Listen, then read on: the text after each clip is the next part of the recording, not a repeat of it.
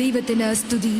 മലങ്കരയുടെ മണിനാഥം അഭിമന്യ പെരുമ്പള്ളി തിരുമേനിയുടെ ശ്രാദ്ധ പെരുന്നാൾ silver jubilee സമാപനത്തോടനുബന്ധിച്ചുള്ള ഈ പരിപാടിയിൽ പരിശുദ്ധ യാക്കോബായ സുറിയാനി ക്രിസ്ത്യാനി സഭയും പെരുമ്പള്ളിപ്പള്ളിയും പുണ്യശ്ലോകനായ പെരുമ്പള്ളി തിരുമേനിയും എന്ന വിഷയത്തെ ആസ്പദമാക്കി ചുരുക്കം ചില ഓർമ്മകൾ പങ്കുവെക്കുവാൻ അവസരം നൽകിയ ദൈവത്തിന് മുന്നമേ നന്ദി അറിയിക്കട്ടെ. ഓരോ പിറവിക്കും ഒരു ദൈവോദ്ദേശമുണ്ടല്ലോ. പരിശുദ്ധ സഭ അതിന് കലുഷിതവും യാതനാപൂർണവുമായ കാലഘട്ടത്തിൽ കൂടി കടന്നുപോയപ്പോൾ സഭയെ മുന്നോട്ട് നയിക്കുവാൻ ധീരനായ ഒരു ഇടയനെ വേണമെന്നുള്ള ദൈവീക പദ്ധതിയുടെ ഭാഗമായിരുന്നു പെരുമ്പള്ളി തിരുമേനിയുടെ ജനനം.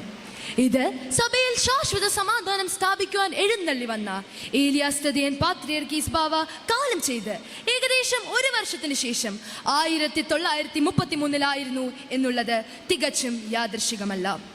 ആ പരിശുദ്ധന്റെ നാമത്തിലുള്ള മനനക്കര ദയറായിൽ നിന്നും വൈദിക വിദ്യാഭ്യാസം പൂർത്തീകരിച്ച് അദ്ദേഹത്താൽ മലങ്കരയിലേക്ക് അയക്കപ്പെട്ട ഏലിയാസ് മോർ യൂലിയോസ് ബാവായിൽ നിന്നും കശീഷ പട്ടം സ്വീകരിച്ച് അദ്ദേഹത്താൽ സ്ഥാപിക്കപ്പെട്ട പെരുമ്പള്ളിയുടെ ഈ പുണ്യഭൂമിയിലേക്ക് വികാരിയായി നിയമിക്കപ്പെട്ടതും ഈ ദൈവിക പദ്ധതിയുടെ തന്നെ ഭാഗമായിരുന്നു.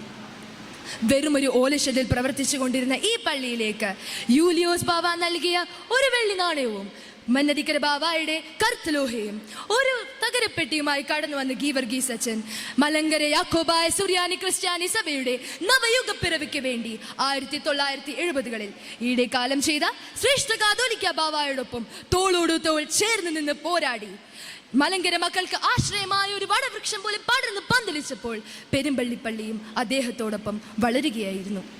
പരിശുദ്ധ ദൈവമാതാവിന്റെ ഒരു വലിയ ഭക്തനായിരുന്ന അദ്ദേഹം സുഹൃതങ്ങളുടെ കലവറയും താഴ്മയുടെ മാതൃകയുമായ ദൈവമാതാവിന് അർഹമായ പുകഴ്ചകൾ അർപ്പിച്ചുകൊണ്ട് എഴുതിയ മാതൃസ്തുതി ഗീതങ്ങൾ അത്യധികം പ്രശസ്തമാണ്. അതിലെ ഒരു ഗാനം ഭൂസ്വർഗം പേരുന്നോനെ പരിശുദ്ധ മർത്തമറിയം അമ്മയുടെ മഹാമധ്യസ്ഥതയിൽ അഭയം പ്രാപിച്ചുകൊണ്ട് ഞങ്ങൾ ആലപിക്കുന്നു.